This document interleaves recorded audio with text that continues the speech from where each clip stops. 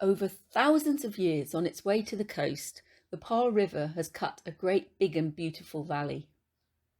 Today, much of the river and its surrounds are in a World Heritage Site, and this film considers why it has that status, how it is currently at risk, and also will share the good news that we are at a pivotal moment where the outstanding universal value of Par River could quickly become as famous as it previously was 200 years ago. So what does OUV really mean here? Outstanding, let's think.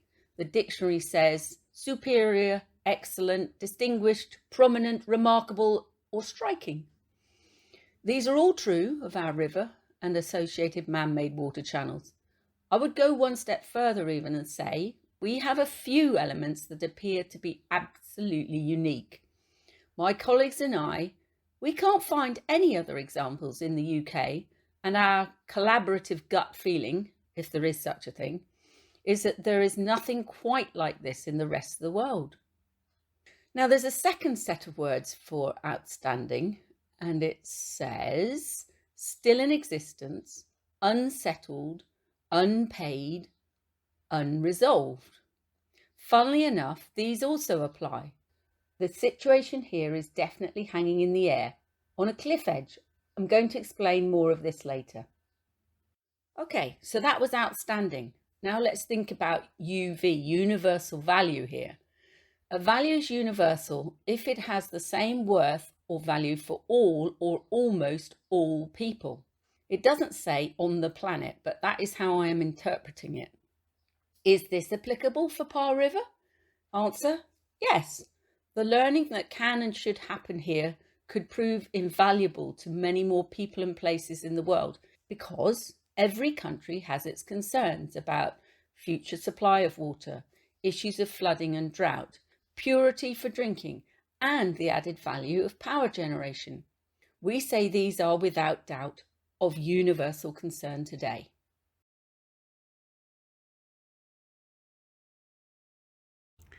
So we have heard what a World Heritage Site is, and now I'd like to use the displays at Meadowbarns to show how it works in our area. And when we made this map, my artist Louise and I were after an overall impression. There was a lot we didn't know, and we weren't thinking greatly about World Heritage boundaries. So the basics are here. We have lots of mines and quarries: tin, copper, iron, china stone, china clay, and of course the granite. That's why it's called a richly yielding piece of ground. Then we have the water. Think of Par River here as the aorta of a body, the heart. And then the man-made element, which is Par Canal, out to the harbour, taking away those minerals to ships. Thirdly, and most uniquely, we have the other main blood vessels, which are man-made, and they are the leats. I've transferred now to the landscape, where we have a living kind of embodiment really of how the water works. There's the big wheel.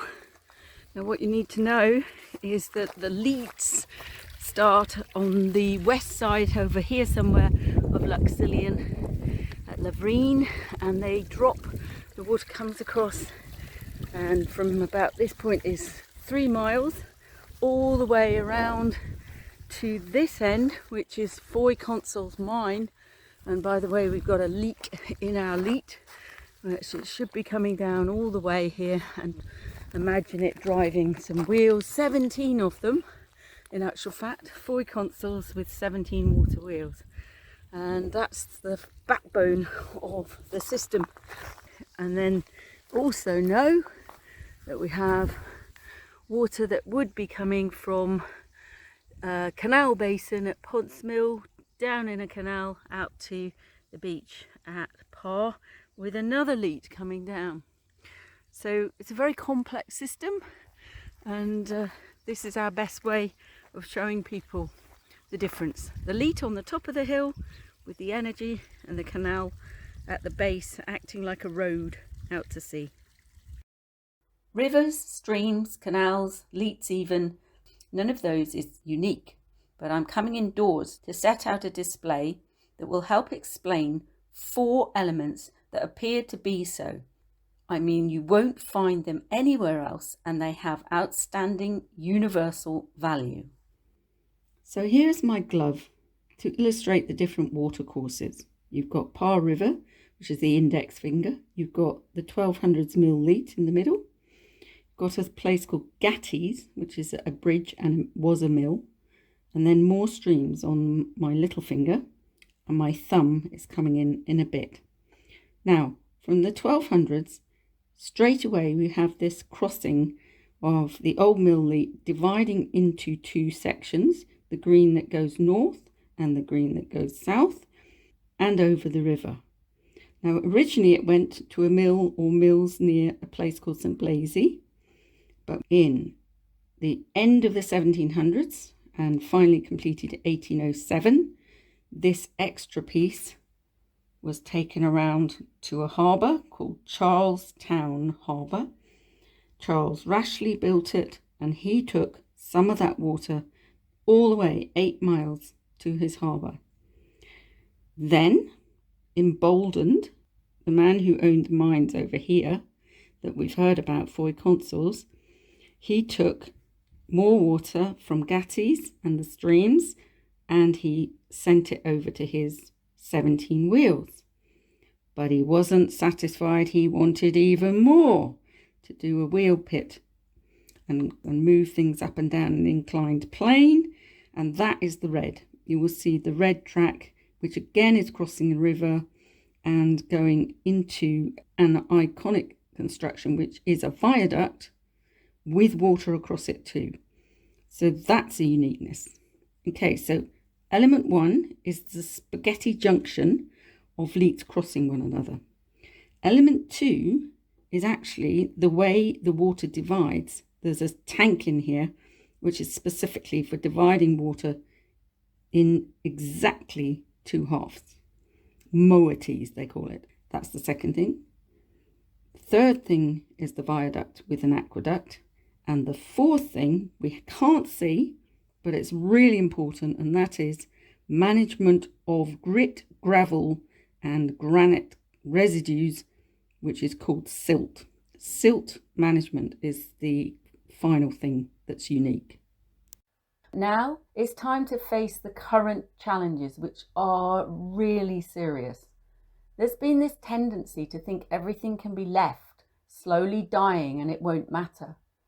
But the result of not managing our infrastructure properly could be catastrophic for fish and other wildlife and for people. We're going to start with cleaning up the river between Luxulyan, which is home to about 1,400 people, and the neighbouring village of Bugle, which has 2,400 residents and is a couple of miles further west.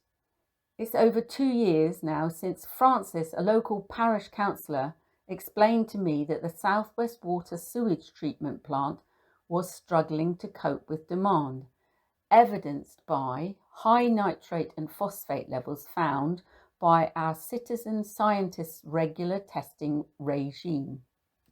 Since that time, a new housing development, optimistically named a garden village and or an eco-town, but without any natural processing of water or waste, has added around 4,000 more people's pee and poo to the Luxulyan facility with, as you would guess, a terrible outcome. I am displaying here a recent post from Facebook.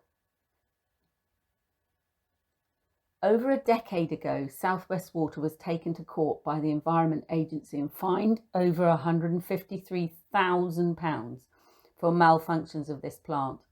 Let's hear more about the situation today from a number of voices at a public meeting we held at the start of 2024. Well, that's okay, but if you put all that sort of stuff from the new eco-town and what's happening sort of round Bugle area and Penwithig, you take the solids and the treatment work is there to deal with the solids, but there's a water runoff from that treatment. That's right. So you've increased the water, even though they say they can deal with it. But if they can deal with it, why do we see tankers running up and down the and I only actually passed one yesterday. Yeah.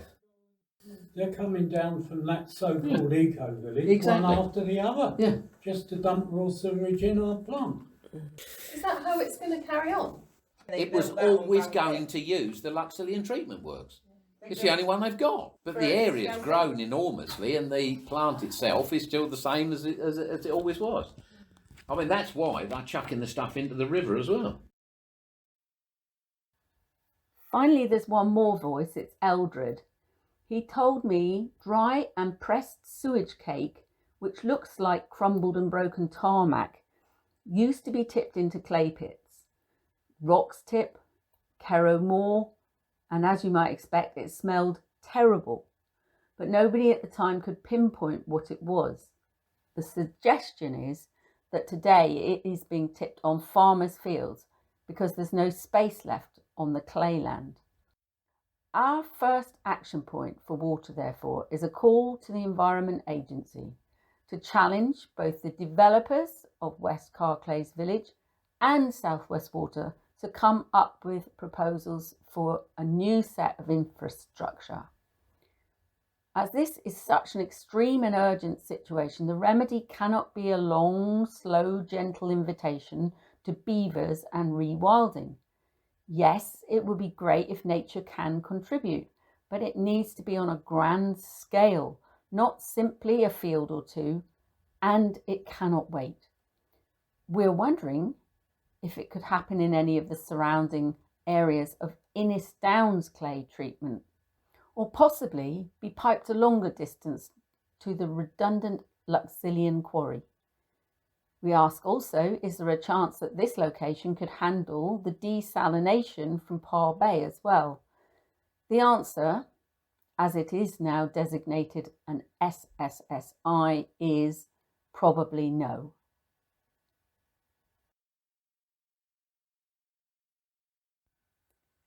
Cleaning Up the River Part 2 considers opportunities to redeploy old heritage structures in new ways. The locations are close together, further to the east near our famous viaduct. We talk mostly about silt, but also the possibility of removing contaminants in a very clever way. Okay, so what you're telling me, of course, is that historically all leaks were managed for silt. That installation over there is a weir, yeah? Yeah, so what they've done is this is the southern side of the river. The river was always split in two. Yeah. So in 1200 or whatever, it was split in two. When they wanted to put the water across the viaduct and down to Charlestown, then this is a area that is high enough.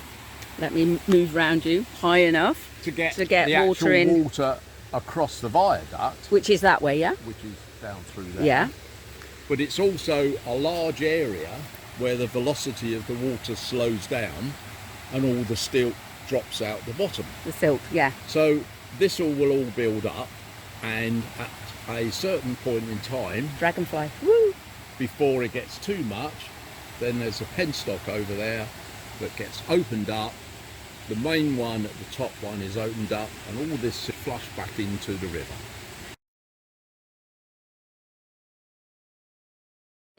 The top here Yeah, gives you the level. yeah. That's adjusted by those bolts. Mm-hmm. And the bottom one you could open up by using this, that would then let the water out. Which would be a massive flow. Yeah. But otherwise, However, it's adjusted. yeah. It's only going to open up 3 foot or something, I suppose. But yeah, it would be a massive flow. But otherwise, this is full of still water, more or less still, you're saying? Yeah, when the water comes in here, then obviously it fills the tank up. It will just Let's keep walking. flow down to the other end. But for purposes, if you looked at it, you'd think the water was still. So that's why they called it a stilling tank. Yeah. Okay. So if there's no velocity, all the silt just drops out. So this cleans the water much better than the settling tanks at the other end. But it's more effective at really lowering that silt into the bottom. Yeah. Okay, okay. So then let's see how the water was divided. Cunning plan. And this isn't quite right now, is it? This is a modern thing with the concrete blocks. Yeah, what's happened is the Charlestown side, when they didn't want as much water or any water going down to Charlestown, they blocked that It off. Yes. And that is because, let's get this right, because they were using a pipe anyway. There is the black pipe. There is some black pipe. And that's what we could use. When the leaks run. But that's what we could use again, yeah? Yeah. So there is the black pipe exit. There is the bit that was going to Charlestown. And this side is the water that Mr. Trefry took to his viaduct, yeah? Yes. Okay, so we've got a divisions tank.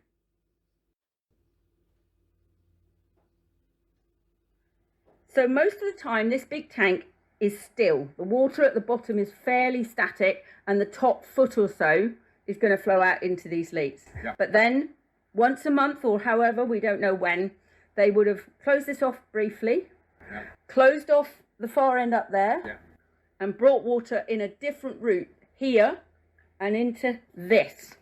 And I'm going to come over to you so that we can walk and look across and you tell us what it was doing, yeah? Okay, so here we're going to walk this side because it's easy, and we'll see there's 8 chutes up there. What did you call them? Spouts. Spouts. I call them chutes. But the whole point of those is that you said you need volume of water up there, but you also need some speed, don't you? You need some velocity, and they're going to have some gravity speed. They're going to act more like a sort of scouring device if they're coming from that height, aren't they?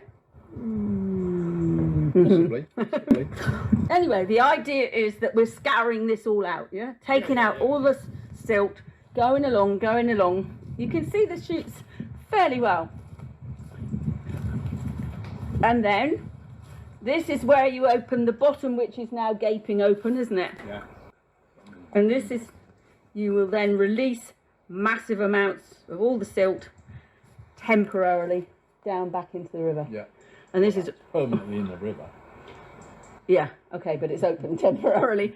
And what we also know, because I've got a bit of film of you on the other side, is that we could generate a little bit of power there. Mm-hmm. And if we had such a thing as a computerized intelligent sluice system, the power could run the system somehow. Yeah. And also you could put filters in here. Now this so is that what you we could want. actually filter out all the contaminants that are in the river water. I'm so glad you reminded me of that. I don't know how you do it, whether you do it up there or in... Is it? It will be in the bottom there. Is it the flocculation? That's the word. I don't know. It'll be filled up with some sort of filtration. Yeah, got it. In there. Amazing reuse of old heritage, yeah? Yeah, and you clean the river up. Yeah. Okay, thank you.